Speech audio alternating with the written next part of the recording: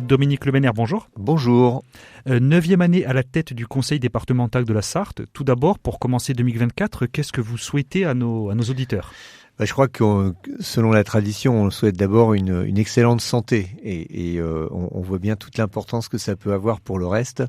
Et donc, on est évidemment très soucieux de cette question, s'agissant de la Sarthe, mais aussi de la joie et de tous les bons moments qu'on peut passer dans notre département. Donc, très belle année à tous pour que les projets les plus chers se réalisent. Avant d'attaquer les chantiers de l'année 2024, on va commencer par tirer un petit bilan de l'année 2023. Comme tous les ans, dans toute collectivité, il y a des chantiers qui s'achèvent, d'autres qui débutent. On va peut-être commencer par les routes. C'est un sujet qui a été épineux. On va y revenir dans un court instant. Où est-ce qu'on en est en 2023 en Sarthe ? Alors, il y a beaucoup d'opérations qui ont été réalisées qui sont liées à la sécurité de nos routes, c'est-à-dire des aménagements de carrefours. Alors, je ne vais pas tous les énoncer, mais il y en a plus d'une vingtaine. Donc, ce sont des grosses opérations qui améliorent le quotidien des Sartois. Ce sont des opérations qui sont liées la plupart du temps à des carrefours, qui sont liées à des aménagements de giratoires. C'est aussi la fin de la déviation de Vasse, qui était la deuxième tranche de la déviation de Vasse. Ça a été un giratoire au Bailleul. C'est des travaux qui vont également s'achever sur la RD 92 à côté du circuit. C'est beaucoup de travaux en quelque sorte, j'allais dire, qui rendent plus confortable la pratique de nos routes, et ça va dans le bon sens, bien évidemment. On aura bientôt l'occasion de parler en compagnie de Frédéric Beauchef justement des routes, également dans Coup de projecteur. C'est pour ça qu'on ne va pas s'y attarder. Mais juste, il y a une ambiguïté qui doit être levée. C'est un sujet quand même qui a passionné beaucoup de monde, qui est intéressant. C'est 80 ou 90 ? Alors, la règle dans tous les départements de France, c'est depuis la loi de 80 km/h. Donc, c'est 80 km/h sur le réseau routier départemental, avec des dérogations qui sont prises par les présidents de département en fonction de la nature des chaussées. On comprend très bien que sur une petite route qui fait 4,50 m de large et une qui fait 8 ou 10 mètres de large, on n'a pas les mêmes préoccupations. Donc on a pris un certain nombre d'arrêtés, 42 pour être précis, sur lesquels on autorise la vitesse à 90 km/h. Alors, ça fait à peu près 600 km sur les 4276 du département. Et donc on a cette possibilité, et donc on a respecté la loi de prendre des arrêtés qu'on a présentés en commission, et voilà. Et donc ces arrêtés ont été d'abord annulés par le tribunal de Nantes, mais ensuite d'autres arrêtés ont été pris, c'est ça ? Alors, il y a eu un recours qui a été fait par une association, un représentant d'une association dès leur parution, en fait. C'est une question de principe, que j'allais dire. Comme dans une quinzaine d'autres départements, c'est-à-dire que tous les départements, tous les départements, il y en a 15 pour lesquels ça a été le cas. Et aujourd'hui, ils ont été annulés par le tribunal administratif comme ayant un défaut de motivation. Alors, l'appréciation du défaut de motivation, c'est le juge qui est là, mais il semble que ça soit une jurisprudence un peu évolutive, donc c'est un peu compliqué. Ensuite, on nous demande de faire une analyse d'accidentalité et pas d'accidentologie. Alors, je ne rentre pas dans les détails non plus, mais ça veut dire qu'on ne tient pas compte de la nature de l'accident, mais du nombre d'accidents, ce qui là aussi est totalement absurde. Mais bon, c'est la règle, donc on s'y conforme. Et on a repris des arrêtés, et donc ils repasseront en commission, puisqu'il y a une nouvelle commission qui doit être mis en place, et donc on continuera comme ça. Alors, je sais qu'il y a d'autres départements qui ont été attaqués sur le même principe.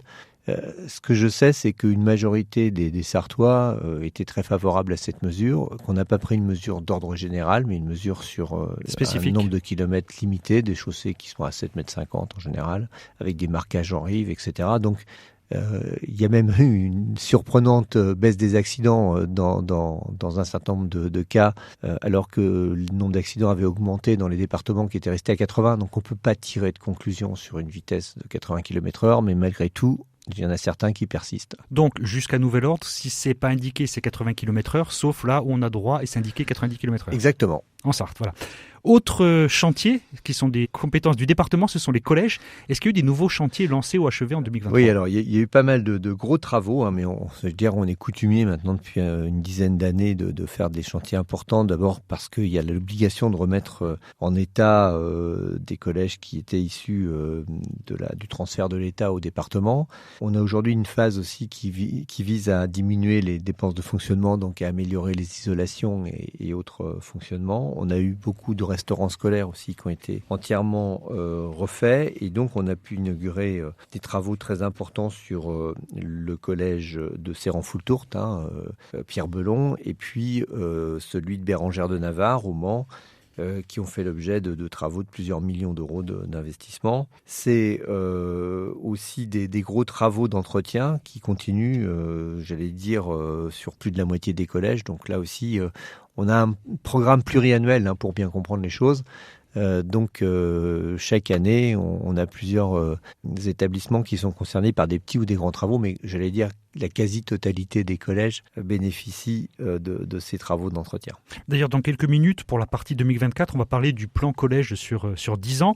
Mais d'ici là, bonne nouvelle, ça vous de me le confirmer, en novembre 2023, la Sarthe a vu la signature d'un contrat de plan État-région. Par rapport au plan précédent, la Sarthe voit sa part augmenter de 127%. À quelle somme ça correspond et comment est-ce qu'elles vont être investies ? Est-ce qu'on le sait déjà d'ailleurs ? C'est en fait, on avait fait un calcul, alors il est pas forcément tout à fait ajusté, mais on avait un rapport à l'habitant de 109 €, alors que d'autres départements avaient le double ou le triple, notamment la Loire-Atlantique, c'est-à-dire que les gros sont toujours plus favorisés que les petits ou les moyens. Et donc, cette fois-ci, on a des financements supérieurs et supplémentaires, donc ça serait de l'ordre de 248 €. Alors, il faut aussi se méfier parce que dans la présentation des calculs de l'État, il y a toujours tendance à mélanger des choux et des carottes, donc on ne sait plus trop si c'est le montant total des travaux ou si c'est la part de subvention. J'aurais plutôt tendance à croire que c'est le montant des travaux, y compris les participations des collectivités, que simplement les subventions de l'État. Mais quoi qu'il en soit, c'est une progression et ça nous permet de bénéficier de crédits, notamment sur l'aide de la région pour des crédits routiers, qui sont liés à l'achèvement de l'échangeur de Conneré et des travaux d'amélioration de la sécurité sur la 357. Donc c'est du plus. Il y a une opération qui nous intéresse aussi, qui est liée à l'aéroport, aux liaisons avec Roissy, puisque c'est le fameux barreau Massy-Valenton, qui est une nouvelle voie qui permettra de sortir les TGV des trafics RER, ce qui permet de gagner une vingtaine de minutes sur le trajet. Et c'est effectivement l'aéroport des Sarthois, c'est Roissy et Orly, puisqu'il y a des navettes entre les différentes gares qui sont sur cette ligne. Donc aujourd'hui, on peut dire que cet aspect-là, qui était pris en charge par l'État dans le cadre de ces aménagements, bénéficie aussi à la Sarthe, ce qui monte aussi un peu le montant des travaux, mais on considère que ça nous intéresse au premier chef, sachant que c'est presque plus court que d'aller à Nantes. Dominique Olmener, c'est difficile de clôturer ce bilan de l'année 2023 sans parler du centenaire des 24 heures du Mans. Selon les chiffres, il y aurait eu plus de 425 000 visiteurs, si on compte les personnes qui ont payé, qui n'ont pas payé, qui ont travaillé. Qu'est-ce qu'il faut en retenir ?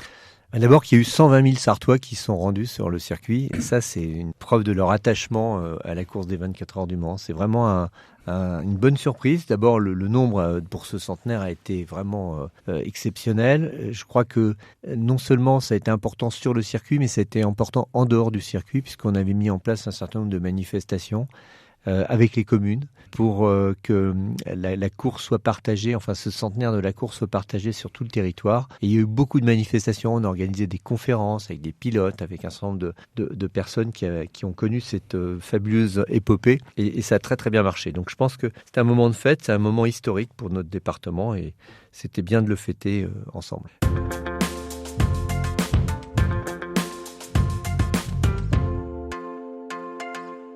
Dominique Olmener, nous allons maintenant attaquer les perspectives 2024. C'est pas forcément la chose la plus importante en Sarthe, mais puisqu'on est dans le sport, on va parler des JO, les JO de Paris 2024.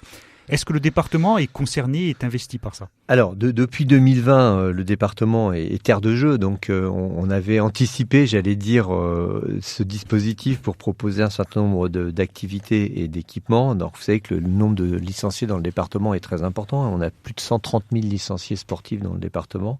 On avait fait le stand sur la foire des 4 jours du Mans, qui a eu un succès là aussi phénoménal, et qui représentait un certain nombre de disciplines olympiques, paralympiques aussi, puisqu'il faut le rappeler, il y aura aussi les Jeux paralympiques. Et aujourd'hui, on peut dire que là aussi, on pense qu'il y aura un bel engouement pour cette manifestation et que ça sera une occasion de mettre en valeur et en avant tous les équipements sportifs dont bénéficie notre département, mais aussi tous les sportifs qui font vivre ces équipements. On va revenir sur les collèges. Pour rappel, près de 30 000 collégiens fréquentent les 56 collèges publics et 19 privés dans notre département.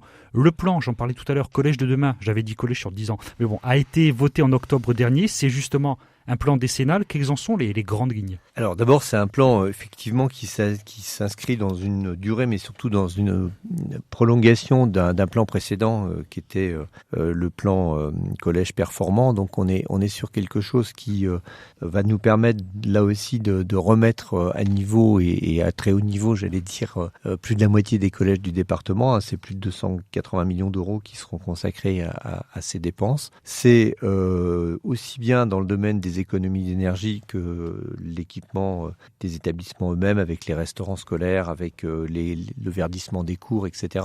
Donc ce sont autant d'éléments qui donnent encore plus de confort, j'allais dire, à l'ensemble des élèves et des équipes éducatives.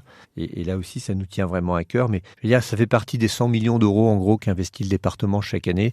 On fait partie des collectivités qui investissent le plus. On fait moins dans le fonctionnement, malgré des contraintes liées à la solidarité, aux dépenses de solidarité qui s'envolent, il faut bien le dire. Et malgré tout, on essaie de conserver cette capacité d'investir, y compris dans nos collèges. Justement, en parlant de solidarité, l'aide sociale à l'enfance a vu son budget augmenter également.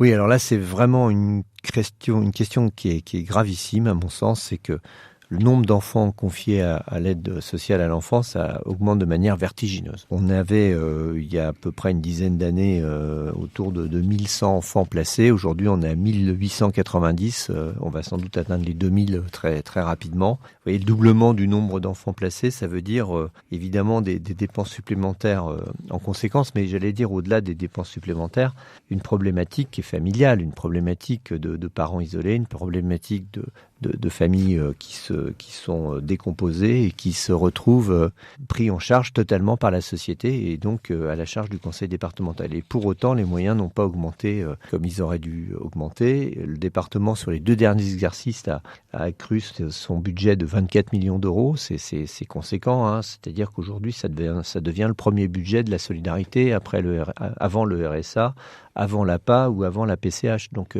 c'est vraiment une question qui interpelle. Il y a un problème sociétal. C'est pas forcément qu'au département de le résoudre. Je pense que l'État doit jouer son rôle. Et notamment en créant un certain nombre de moyens et puis surtout en ayant un accompagnement notamment médical et psychologique et psychiatrique, puisqu'on voit que l'établissement de santé mentale aujourd'hui se trouve totalement dépourvu des moyens dont il aurait besoin et évidemment il y a un lien très fort. On pense que ça représente à peu près 30 à 40% des effectifs qui sont concernés. On va finir cette interview peut-être sur une note un peu plus joyeuse. 2024, plusieurs anniversaires, on pense notamment aux 80 ans de la Libération. Le Mans, la Sarthe, c'était en août, comme une bonne partie de la France d'ailleurs. Est-ce que des choses sont prévues? Alors, comme vous le dites, il s'agit de la libération du Mans. Donc, nous, on est évidemment toujours associés au projet que la ville souhaite mettre en avant. On aura aussi le 40e festival de l'EPO. C'est un rendez-vous qui est un rendez-vous important. Alors, ça va être, je pense, très, très réussi cette année parce qu'on a un plateau que je n'annonce pas encore, mais qui vraiment... On aura l'occasion d'en reparler aussi. Fera l'intérêt de beaucoup de musiciens et je pense que ça attirera un beau public et ça fait partie aussi du souci non seulement d'avoir des grandes manifestations au cours desquelles le département apporte son aide, mais j'allais dire au-delà à toutes les associations qui tout au long de l'année contribuent à la vie associative et musicale et théâtrale et sportive, j'allais dire, dans le département. Donc on a quelques points comme ça qui sont importants, mais j'allais dire que l'essentiel pour nous, c'est avant tout ce qui est fait par toutes les associations qui font vivre notre département. Donc pour l'EPO, on peut imaginer une programmation, un plateau vraiment haut de gamme, et pour les 80 ans de la Libération, parce que c'est vraiment un chiffre rond, comme on dit. Oui, alors je n'ai pas la connaissance du programme, mais je pense que le maire du Mans va pas tarder à nous solliciter. De toute manière, je pense qu'il nous associera forcément. Merci Dominique Lemenaire. Bonne année à tous.